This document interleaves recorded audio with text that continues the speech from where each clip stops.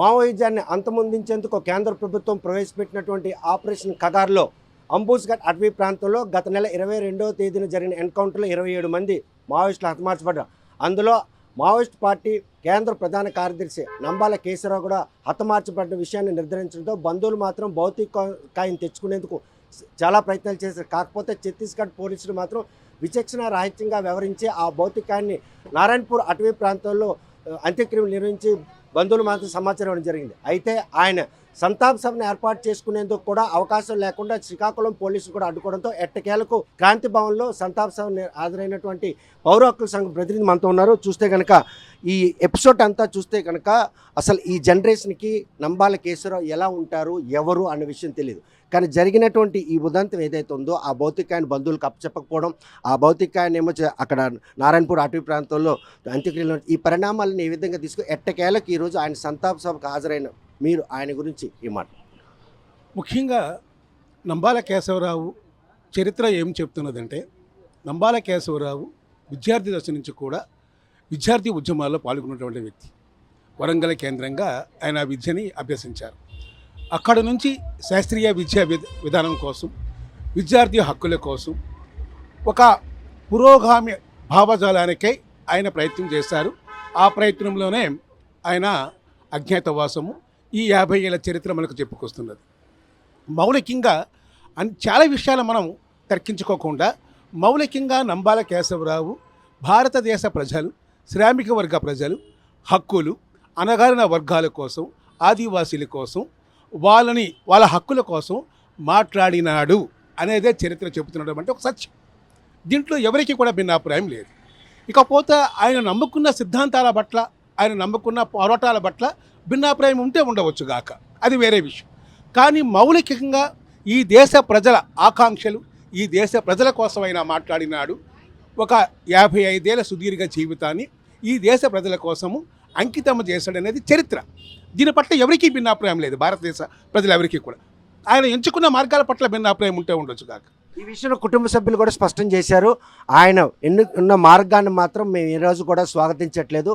మా blood relation అంటే రక్త సంబంధిగా హతమార్చబడ్డారని తెలిసిన క్షణం నుండి భౌతికాయాన్ని తేవాలి, ఆయన స్వగ్రామంలో అక్కడ అంత్యక్రియలు చేసిన ప్రయత్నంలో ఛత్తీస్గఢ్ పోలీసులు మాత్రం భౌతిక కోసం బంధువులు రాలేదు అన్నటువంటి అపవాదను ఆపాదించి ఈరోజు అక్కడ అంత్యక్రియలు నిర్వహించి ఏ విధంగా తీసుకొచ్చి పరిణామం. ముఖ్యంగా అంటే అభివృద్ధి చెందుతున్న ఈ దేశంలో నంబాల కేశవరావు గారి యొక్క కుటుంబ సభ్యులు, వాళ్ళ అన్నగారు కానీ బంధువులు కానీ మొత్తం దగ్గర 10-15 మంది ఆ ఛత్తీస్గఢ్ ఆ డెడ్ బాడీ ఉన్నటువంటి ఆసుపత్రి కానీ ఇతర ప్రాంతాల్లో కానీ వాళ్ళు ర్యాలీ చేయటం, బాడీ మాకు ఇవ్వండి అని చెప్పేసి డిమాండ్ చేయటం, పడిగాపులు కాయటం అనేది మనం యూట్యూబ్లో కానీ ఛానల్లో కానీ చూస్తున్నాం. కానీ ఎవరు రాలేదు అనే మాట ప్రపంచానికి అబద్ధం చెప్పడమే అవుతుంది.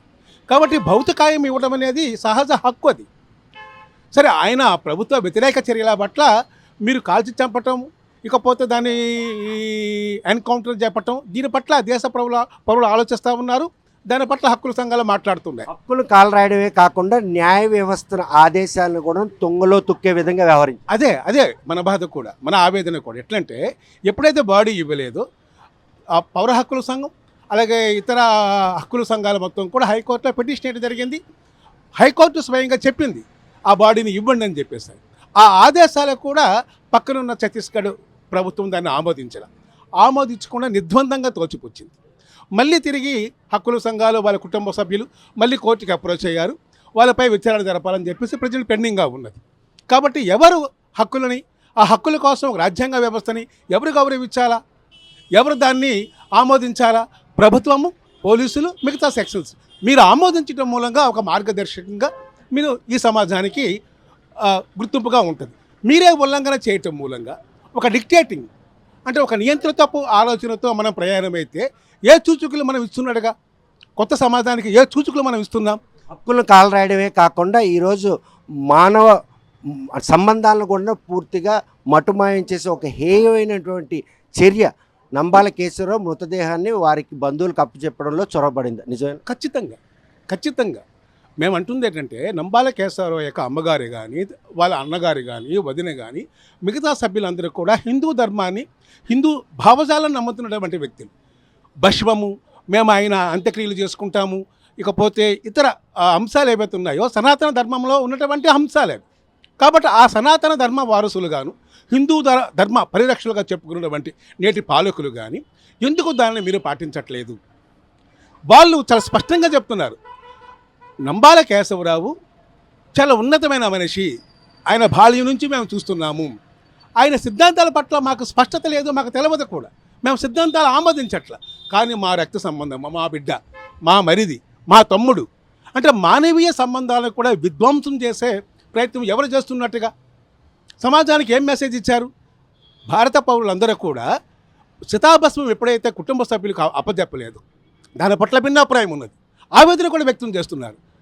చివర చూపులు చూసుకునే అవకాశం లేకుండా తన తమ్ముడిని, తన కొడుకుని అంత్యక్రియలు చేసుకునే అవకాశం కూడా ఇవ్వలేదే ఈ పాలకులు అనే దగ్గర వాళ్ళ ఆవేదన చెందుతున్నారు. ఈ పరిణామం అంతా కూడాను కేశవరావు అన్న వ్యక్తి చాలామందికి తెలియచేసేటటువంటి దీనికి దారితీసింది అనుకోవచ్చు.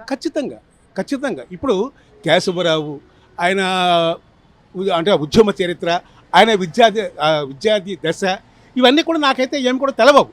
కానీ ఇప్పుడు నేను ఎవరు ఈయన, వాళ్ళు వదిన గారు చాలా స్పష్టంగా చెప్పుకొచ్చారు. మా పిల్లలు ఏమంటున్నారంటే, చిన్నానంటే మాకెవరో తెలియదమ్మా, కానీ ఇప్పుడు చరిత్రలో మేము చదువుకున్న పుస్తకాలు ఒక అల్లూరు సీతారామరాజు, ఒక భగత్ సింగ్ను ఎట్లయితే ఆనాడు బ్రిటిష్ ప్రభుత్వము చంపిందో, వాళ్ళ బాడీస్ కూడా ఇవ్వలేదు, అట్లా మా చిన్నాన్న కూడా చేసినారే అని ఒక చదువుకున్న పిల్లలు వాళ్ళనే ప్రభావితం చేసిందంటే మాలాంటి వాళ్ళకి కూడా ఖచ్చితంగా ప్రభావితం చేస్తుంది. కాబట్టి మేమంటుంది ఏంటంటే, డెమోక్రసీ ప్రజాస్వామిక వ్యవస్థలో కోర్టుల్లో జీవించే హక్కు ఉన్నది, ఆ జీవించే హక్కును కాలు రాసే హక్కు ఎవరికీ లేదు.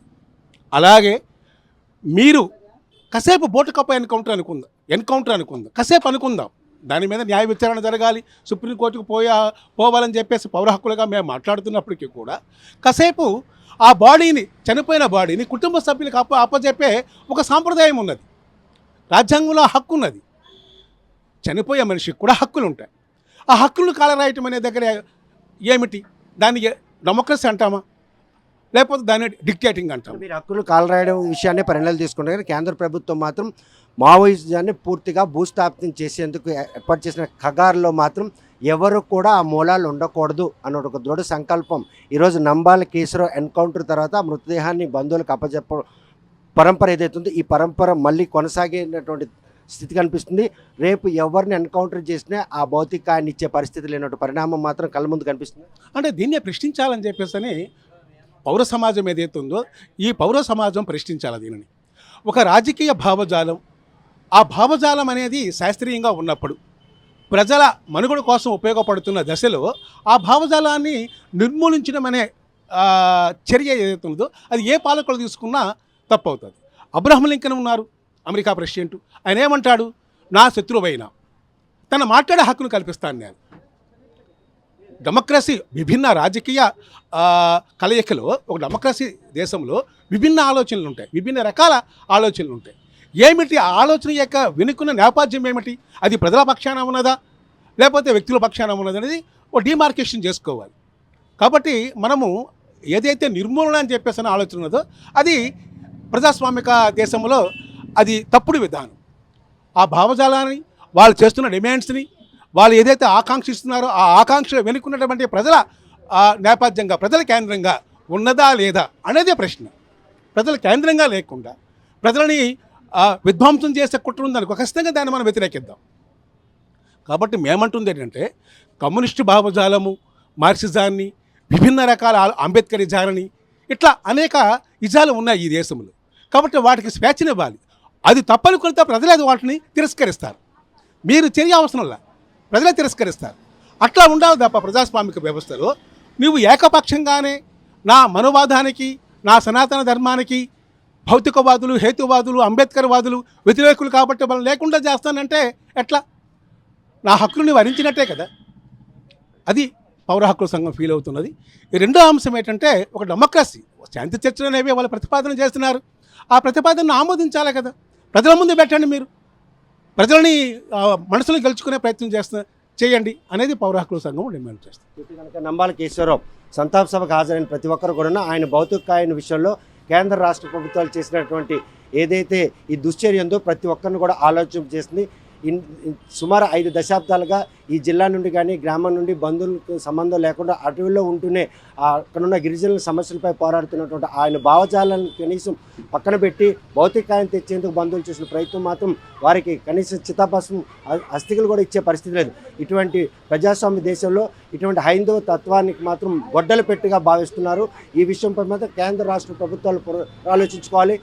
మావోయిస్టులందరూ కూడా చర్చలకు స్వాగతిస్తున్న నేపథ్యంలో కేంద్ర రాష్ట్ర ప్రభుత్వాలు మావోయిజాన్ని భూస్థాపితం చేయాలన్న ఆ యోచన మాత్రం ప్రజల్లో అది బలంగా ఉన్నంత వరకు ఏ ప్రభుత్వాల వల్ల కూడాను వాటిని పూర్తిగా సమూలంగా నాశనం చేయడం సాధ్యం కాదని చెప్పి మాత్రం ఆయన స్పష్టం చేస్తున్నారు. ప్రపంచంలో ఏ మూల ఏ క్షణం ఏం జరుగుతుందో వేగంగా తెలుసుకోవడానికి తొలి వెలుగు వాట్సాప్ ఛానల్ని ఫాలో చేయండి.